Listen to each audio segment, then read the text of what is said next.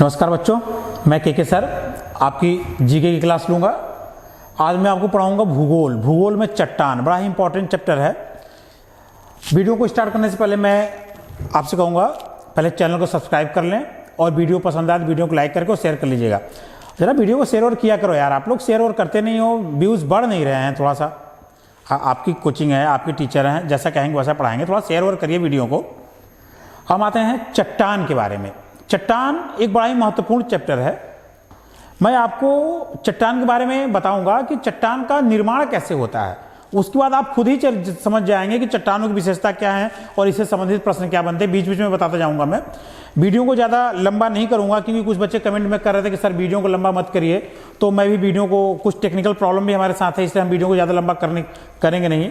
हम शुरू करते हैं। चट्टान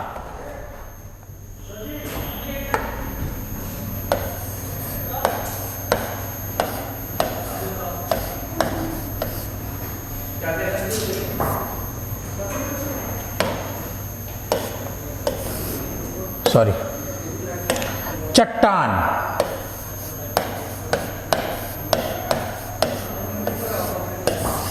पृथ्वी जो पूरा निर्माण है, पृथ्वी का पूरा चट्टानों से ही बना हुआ है। हमारी पृथ्वी जो बनी हुई पूरी की पूरी चट्टान से बनी हुई है। और इसमें कितने प्रकार की चट्टानें होती हैं, कौन सी चट्टानें होती हैं, ये हम आपको बताएंगे। सबसे पहले हम देखते हैं कि चट्टान होती क्या है। पृथ्वी में पाए जाने वाली, धरातल पाए जाने वाली या पृथ्वी के अंदर पाए जाने वाली वह कठोर चीज़ जो धातु नहीं है वह चट्टान, हम उसको चट्टान कह सकते हैं। अगर धातु है या अधातु है तो वह चट्टान नहीं। हालांकि इसमें भी चट्टानों का अंश पाया जाता है, चट्टानों भी धातुओं और अधातुओं का अंश पाया जाता है। तो हम शुरू करते हैं सबसे पहले पृथ्वी के चट्टानों के निर्माण से। हम यहाँ पर आपको एक फिगर दिखाते हैं, आप ये देखिए। ज्वालामुखी, एक आप इसको ध्यान से देखिएगा, बड़ा ही इंपॉर्टेंट फिगर है। ये ज्वालामुखी से लावा निकल रहा है। मेरी ड्राइंग अच्छी नहीं है इसलिए आप लोग समझने की कोशिश करिएगा। ज्वालामुखी से लावा निकल रहा है, लावा। क्योंकि पृथ्वी ऊपर से ठोस है लेकिन अभी भी अंदर से पूरी तरह से ठोस नहीं है, अंदर से बहुत गर्म है पृथ्वी। आप समझ लीजिए कि 32 मीटर नीचे जाने पर पृथ्वी पर 1 डिग्री सेल्सियस टेम्परेचर की वृद्धि होती है। 32 मीटर अगर हम नीचे जाते हैं तो टेम्परेचर में 1 डिग्री सेल्सियस की वृद्धि होती है। और यह कांस्टेंट नहीं है, जाने पर और वृद्धि, ये जो मैं 32 मीटर बताया है मैंने, एक कांस्टेंट नहीं है। ये नीचे जाने पर ये दूरी कम भी हो जाती है और कुछ बढ़ भी जाती है, लेकिन ऑन एवरेज 32 मीटर जाने पर पृथ्वी के अंदर टेम्परेचर 1 डिग्री सेल्सियस की वृद्धि होती है। और आप सोच लीजिए पृथ्वी की जो गहराई है लगभग 6320 किलोमीटर है। 6320 किलोमीटर है पृथ्वी की गहराई, लगभग ऑन एन एवरेज, औसत। कहीं के कुछ और भी मिलता है, लेकिन आप 6000 तो मान ही लीजिए कि 6000 नीचे। आप सोच लीजिए 35 मीटर पे आप 6000 किलोमीटर में करेंगे तो पृथ्वी के अंदर का टेम्परेचर का आप अंदाज़ा लगा सकते हैं, जहाँ पे लोहे और अति ठोस धातुएं जो भी, वो भी कैसे पानी की तरह तरल अवस्था में बहेंगी। हम आते हैं यहाँ फिगर पे। ये ज्वालामुखी है, ज्वालामुखी बह रहा है पृथ्वी के अंदर। जब ज्वालामुखी चैप्टर में पढ़ाएंगे कि ज्वालामुखी कैसे होता है। अभी हम यहाँ पे ज्वालामुखी के लेके चलते हैं। ज्वालामुखी के अंदर से पृथ्वी की जो आंतरिक संरचना होती है, जो अंदर जो पूरा लिक्विड है, पूरा घोल है, जब ज्वालामुखी होता है तो वह पूरा बाहर निकलता है। अंदर से पूरा प्रेशर आता है, पूरा अंदर से प्रेशर आता है और ये पूरा बाहर निकलता है। पूरा बाहर आकर के पृथ्वी की सतह पे, जो पृथ्वी की सतह है उस पे बहता है। मान लीजिए ये सतह है, मान लीजिए ये हमारी धरातल की सतह है, ये पूरा इस पे बहता है। इस धरातल की पूरी सतह पे बहता है। ज्वालामुखी का लावा आकर के पूरी तरह से इस सतह पे बहता है।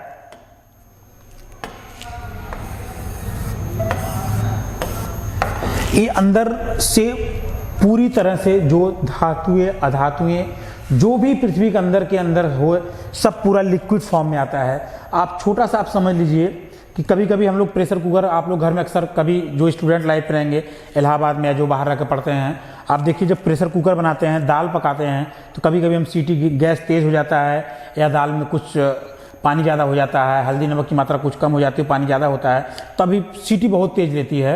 अगर उस टाइम अगर हम प्रेशर कुकर की सीटी को हटा दें, प्रेशर कुकर की हम सीटी को हटा दें, तो अब समझ लीजिए कि हमारे घर में एक ज्वालामुखी बन जाएगा, पूरी दाल पूरी फैल जाएगी।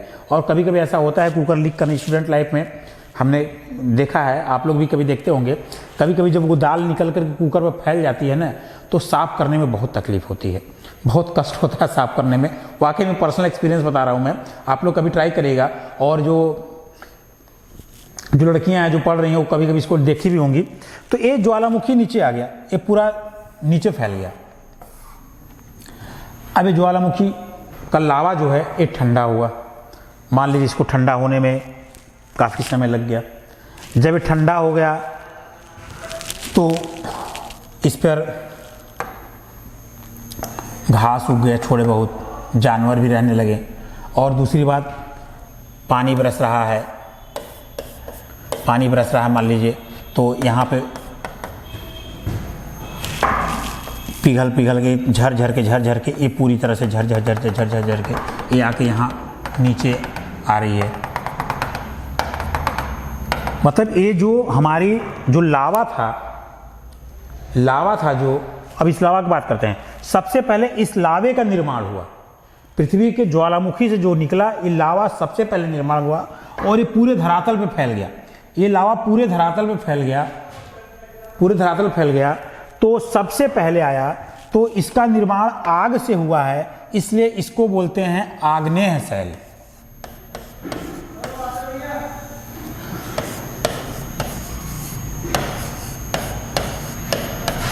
इसको बोलते हैं आग्नेय शैल, क्योंकि इसका निर्माण आग से हुआ है और इसका निर्माण सबसे पहले हुआ है, इसलिए इसको प्राथमिक शैल भी बोलते हैं। इसको प्राथमिक शैल भी बोलते हैं। आग से निर्माण हुआ इसलिए आग्नेय शैल, सबसे पहले निर्माण हुआ इसलिए इसको प्राथमिक शैल कहा जाता है।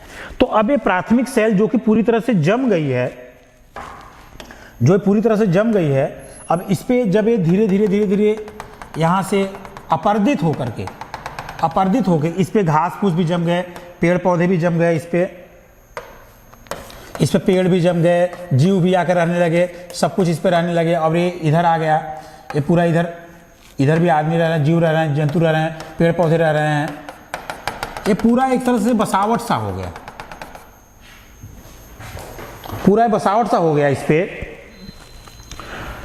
अब फिर भूकंप आ जाता है या इस ज्वालामुखी में दोबारा फिर से उद्गार होता है, इस ज्वालामुखी में दोबारा फिर से उद्गार होता है और ये फिर से ये दब जाता है। ये चीजें इसमें दब गई।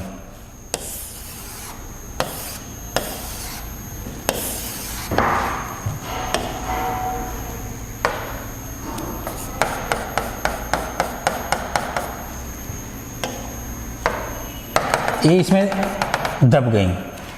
अब देखिए, अब ये लावा पड़ गई, तो ये जो नीचे दबी हुई हैं, इस पे ऊपर से बहुत अत्यधिक ताप पड़ रहा है, तो इनकी संरचना में परिवर्तन हो रहा है। यानी कि आप ये समझ लीजिए कि एक चट्टान, एक तह ये हो गई, नीचे भी एक तह हो गई और ऊपर से भी एक तह हो गई।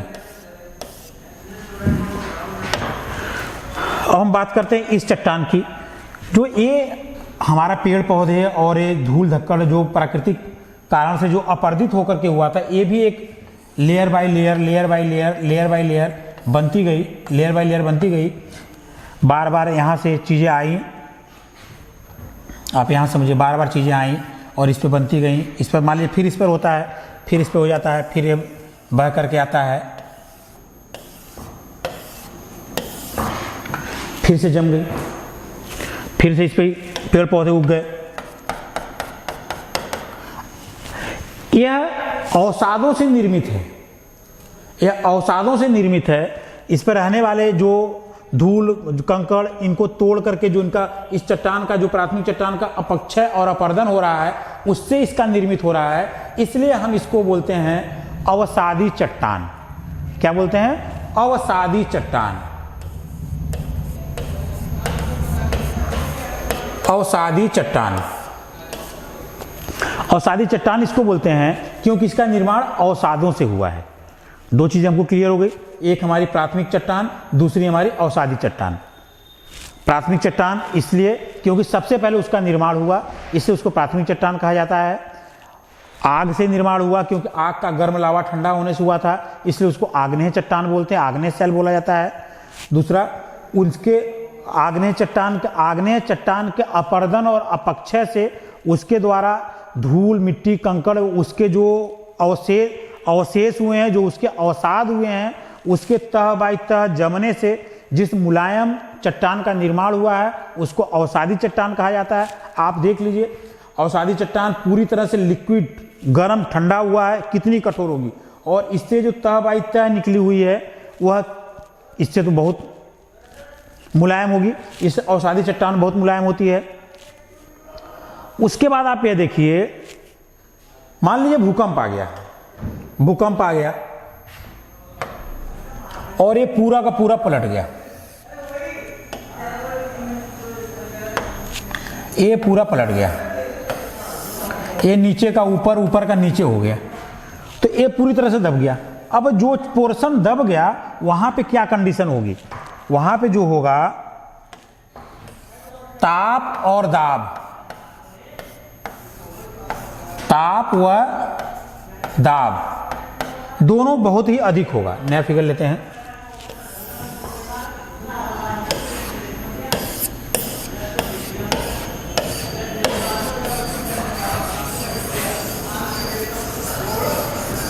जो भूकंप से जो दब गया, जो चट्टानें नीचे दब गई, वहां पे ताप और दाब की मात्रा बहुत अधिक होगी।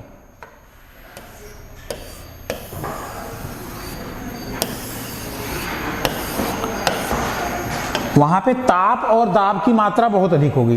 तो जो हमारी आग्नेय चट्टान थी, हम यहां पे देते हैं, देखते हैं, ये हमारी आग्नेय चट्टान जो सबसे नीचे थी, उसके ऊपर जो हमारी अवसादी चट्टान थी, अवसादी चट्टान जो इसमें दबी हुई थी, उसके ऊपर फिर आग्नेय चट्टान थी, फिर उसके ऊपर अवसादी चट्टान थी।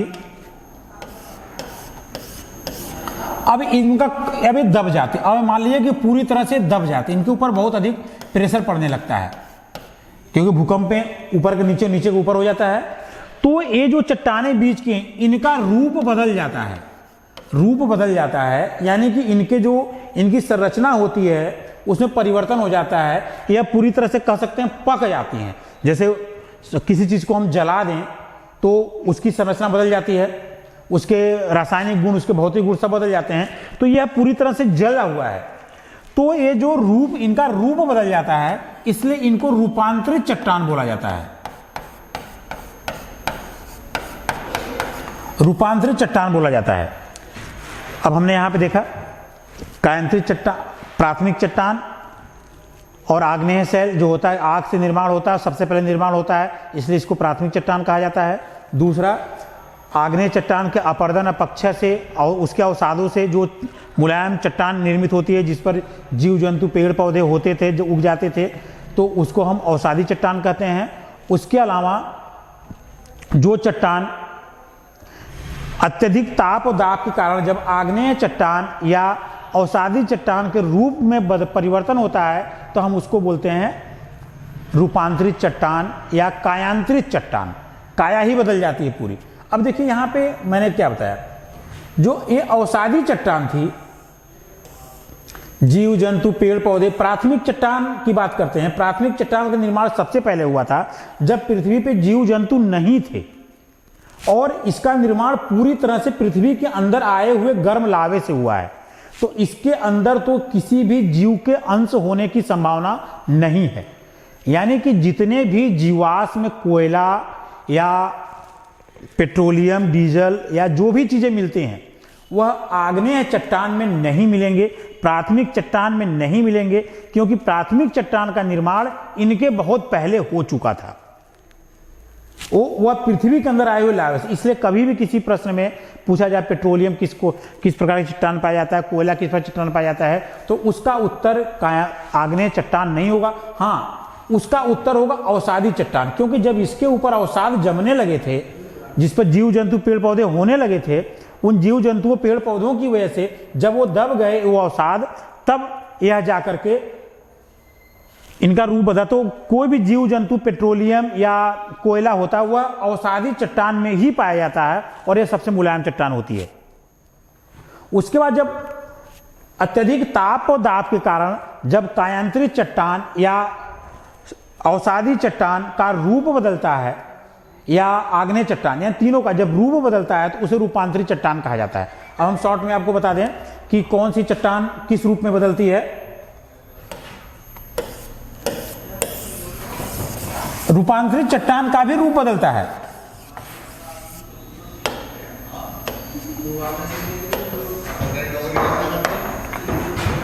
देखिए ग्रेनाइट, सबसे पहले हम आग्नेय शैलों को लेंगे। ये सब आग्नेय शैल हैं, प्राथमिक चट्टान। ग्रेनाइट को जब अत्यधिक ताप और दाब पड़ता है तो इसका रूप बदलता है, तो यह नीस बन जाता है। ग्रेनाइट नीस में बदलता है। बेसाल्ट जो होता है सिस्ट में बदलता है। बेसाल्ट सिस्ट में बदलता है।